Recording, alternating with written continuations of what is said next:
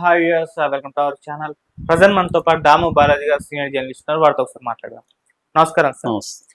Sir, ఇండియాలో LPG gas సంక్షోభం చూస్తున్న నేపథ్యంలో ఇప్పుడు ఒక గుడ్ న్యూస్ అని చెప్పుకోవాలి. ఇరాన్ నుంచి ఒక ఎల్పిజి షిప్ అయితే భారత్కి అయితే రావడం జరిగింది. ఇంకో 27 రావడానికి సిద్ధంగా ఉన్నాయని కూడా చెప్తున్నారు. మొదట్లో ఏమో ఇరాన్ మేము అసలు హర్మజ్ జలసంధిని మూసేసే ఉంచుతాం, ఎవరికి కూడా పంపించమని చెప్పేసి ప్రకటించారు. ఇక్కడ భారత్ కూడా యుద్ధంతో సంబంధం లేదన్నట్టుగానే మౌనంగా ఉండడం చూసాం. సో అటువంటి పరిస్థితుల నేపథ్యంలో ఇప్పుడు ఈ ఎల్పిజి గ్యాస్ ఇరాన్ పంపించడం వెనకాల ఏమన్నా కారణం ఉందంటారా? మరి మోదీ గారు ఏమన్నా దీనిపైన అంటే విస్తృతంగా చర్చలు జరిపి తీసుకొచ్చారా? సో ఏంటి సార్ దీనికి సంబంధించి ఏం చెప్తారు? నిన్న మొన్న సోషల్ మీడియాలో 2 రకాల పోస్టులు ఎక్కువగా వైరల్ అయినాయి. ఒకటేమో మోడీ అనుకూల పోస్టు. చూసారా, యుద్ధం జరుగుతూ ఉంటే కూడా మోడీ సత్తా చూసారా, ఇరాన్ నుంచి డైరెక్ట్ రూట్లో వచ్చేసాయి మనకి అని ఒక బ్యాచ్. అసలు ఇదంతా ఫేక్, ఇరాన్ ఏమో అలో చేయలేదు, ఈ అబద్ధాలు చెప్తున్నారు, ఇరాన్ ఖమేనీని చంపితే ఖండించలేదు, తర్వాత వాళ్ళ షిప్ మన దేశంలోకి వచ్చి తిరిగి వెళ్తుంటే ఇండియన్ ఓషన్లో అటాక్ చేసి వాళ్ళని దాదాపు 100 మందిని చంపితే దాని మీద ఏమీ ఖండించలేదు, ఇరాన్లో వేలాది పిల్లలు 165 మంది చిన్న పిల్లల్ని చంపేస్తే దాని మీద ఖండించలేదు. అసలు ఇరాన్కి యుద్ధానికి స్టార్ట్ అవ్వక ముందు 48 గంటలకు ముందు వెళ్ళి ఇజ్రాయెల్కి వెళ్ళి వాళ్ళ పార్లమెంట్లో మాట్లాడి ఖమేనీని అతను ఎవరు నెతన్యాహుని కౌగులించుకొని వీడియోలు ఫోటోలు దిగిన మోడీకి ఇరాన్ ఎందుకు హెల్ప్ చేస్తుంది, ఇలాగంతా రకరకాల వాదనతో మోడీ వ్యతిరేకులు కూడా చాలా తీవ్రంగా పోస్టులు పెట్టారు. కానీ వాస్తవం ఏమంటే మనకి ఎల్పిజి షిప్పులు 2 అయితే ఈరోజు వదిలారు ఖచ్చితంగా. అది రాయిటర్స్ దగ్గర నుంచి అన్ని ఇంటర్నేషనల్ పత్రికలు, అన్ని ఇండియన్ మ్యాగజైన్స్ అందరూ కూడా రాశారు. ఇరాన్ అధికారులు కూడా దీన్ని కన్ఫర్మ్ చేశారు. ముఖ్యంగా మన ఇండియన్ ఇరాన్ ఎంబసీకి సంబంధించిన అంబాసిడర్ ఆయన మహమ్మద్ పతాలి, ఆయన కూడా మీడియాతో మాట్లాడారు.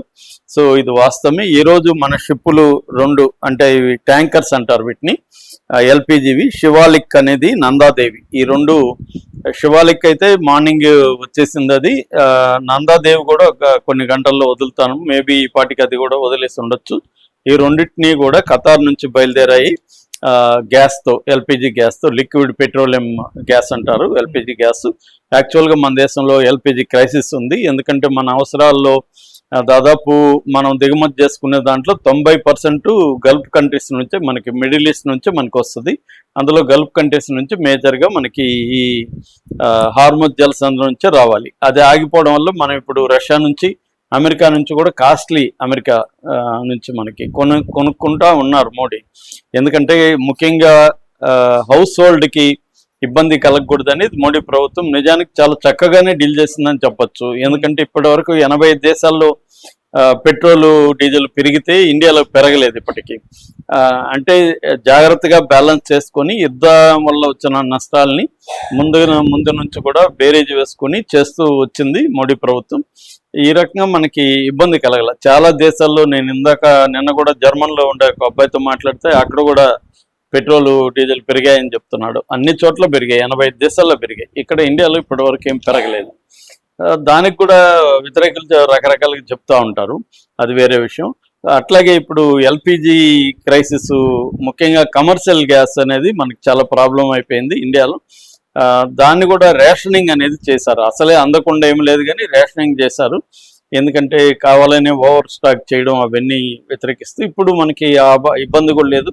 ఎందుకంటే ఇక్కడ హార్ముజ్ నుంచి అలో చేశారు. మొత్తంగా మన షిప్పులు ఇప్పటి వరకు ఏంటంటే ఇటు ఆయిల్ ట్యాంకర్స్ కానీ, ఎల్ఎన్జి కానీ, లేకపోతే ఎల్పిజి కానీ, 3 రకాలవి తీసుకొని వస్తున్నవి 24 షిప్పులు అక్కడ రెడీగా ఉన్నాయని చెప్తున్నారు. వీటిని 1 by 1 వదిలించుకునేదానికి రెడీగా ఉంది. అయితే ఇప్పుడు చాలా మందికి ఆశ్చర్యం ఏమంటే, ఇరాన్ అసలు మోడీ ఇరాన్ పట్ల క్రూయల్ గా ఉన్నాడనేది చాలా మంది అభిప్రాయం.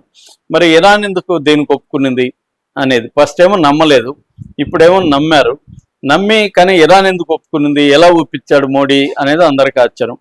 యాక్చువల్గా ఏంటంటే ఇరాన్ పాయింట్ ఆఫ్ వ్యూలో చూస్తే ఇరాన్ ఆల్మోస్ట్ ఏకాకిగా ఉంది. ఇండైరెక్ట్ గా రష్యా, చైనా కొంతవరకు హెల్ప్ చేస్తున్నాయి తప్ప ఇరాన్కి ఎవరు సపోర్ట్ రాలేదు. దాదాపు 57 ముస్లిం దేశాలు ఉంటే ప్రపంచంలో, ఒక మెయిన్ ముస్లిం దేశాలు ఏవి కూడా ఇరాన్కి హెల్ప్ చేయట్లేదు. సో ఏకగ్గా ఉంది. అలాంటప్పుడు ఇండియా లాంటి వాటితో ఇరాన్ గొడవ పెట్టుకునేదానికి రెడీగా లేదు, నెంబర్ 1. రెండోది, ఇరాన్ ముందు నుంచి కూడా ఏం చెప్తుందంటే ఇజ్రాయెల్ అమెరికా క్యాంపుల్లో ఉన్న వాళ్ళు యుద్ధాన్ని సపోర్ట్ చేసే వాళ్ళకి మేము పంపించమని చెప్తుంది. అంటే మెయిన్గా యూరోప్కి, సౌత్ కొరియాకి, ఇజ్రాయెల్కి, అమెరికా వీటికి వెళ్ళే వాటిని మేము ఆపుతామని చెప్తుంది. అంతేగాని ఇండియాకి, చైనాకి, టర్కీకి ఇలాంటి దేశాలకు వెళ్ళడాన్ని ఆపుతానని చెప్పలేదు.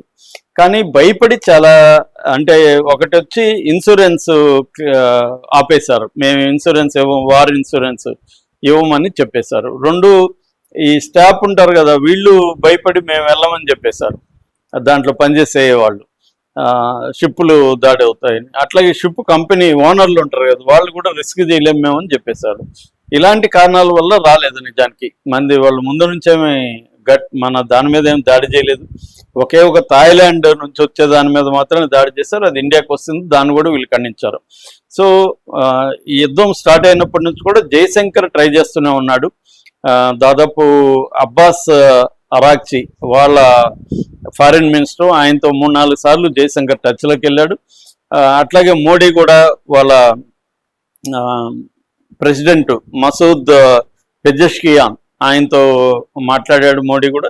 సో ప్రధానంగా ఇండియా కన్సర్న్ ఏంటంటే, ఒకటి ఈ హార్ముజ్ జలసంధి గుండా వస్తున్న ఇండియాకి వస్తున్న గ్యాస్ కావచ్చు, లేకపోతే క్రూడ్ ఆయిల్ కావచ్చు, వీటిని వదిలిపెట్టమని ఒక రిక్వెస్ట్. రెండోది ఏంటంటే, గల్ఫ్లో ఉన్న ఇండియన్స్ వాళ్ళ మీద బాంబులు వేయడం కానీ ఇంకోటి చేయొద్దండి, ఎందుకంటే ఇండియన్స్ దాదాపు గల్ఫ్ దేశాల్లో 1 కోటి మంది పైన ఉన్నారు, వాళ్ళ ప్రాణాలు మాకు ఇంపార్టెంట్ అనేది చెప్పడం. మూడోది, అసలు యుద్ధం పట్ల మీరు కొంత వీలైనంత ముగించండి త్వరగా, మీ వైపు నుంచి సానుకూలంగా ఉండండి, ఇలాంటివేవో డిప్లొమాటిక్ సంబంధించిన ఇవి మోడీ డిస్కస్ చేసినట్టుగా చెప్తున్నారు. సో అదొక కారణం. మూడో కారణం ఏంటంటే, మొన్న ఇరాన్ ఒక షిప్ని అమెరికా దాడి చేసి చంపింది. దానికి కూడా 2 రోజులు లేటుగా స్పందించినా కూడా ఇండియా స్పందించింది, జయశంకర్ స్పందించాడు, దాని మీద ఆరా తీశారు. దాని తర్వాత ఇంకొక షిప్ ఏమో, మొత్తం 3 షిప్పులు ఇరాన్వి, ఒకటేమో కొట్టింది, రెండో షిప్ ఏమో శ్రీలంకలో ఆశ్రయం పొందింది, మూడోదేమో ఇండియాని అడిగింది. ఇండియాని అడిగితే ఇండియా ఆ షిప్ని తీసుకొని కొచ్చిన్లో పెట్టి, కొచ్చిలో అక్కడ నుంచి 183 మంది ఇరాన్ సైనికులకి అక్కడ ఆశ్రయం ఇచ్చింది ఇండియా. సో ఈ చర్య కూడా ఇరాన్కి సాఫ్ట్ కార్నర్ రావడానికి ఇది కూడా కారణం. రెండోది ఏమందంటే, కంప్లీట్గా యుద్ధంలో న్యూట్రల్గా ఉంది. ఇజ్రాయెల్ని సపోర్ట్ చేయట్లేదు, అమెరికాని సపోర్ట్ చేయట్లేదు, ఇండియా న్యూట్రల్గా ఉంది, చైనా కూడా న్యూట్రల్గానే ఉంది. అందువల్ల ఇండియాకి, చైనాకి ఆయిల్ లేకపోతే గ్యాస్ రావడానికి, షిప్పులను అడ్డుకోవడానికి ఇరాన్కి ఏమీ అవసరం లేదు. అందుకని చైనాకు కూడా యుద్ధం స్టార్ట్ అయినప్పటి నుంచి దాదాపు 11 మిలియన్ బ్యారల్స్ వెళ్ళినట్టుగా చెప్తున్నారు.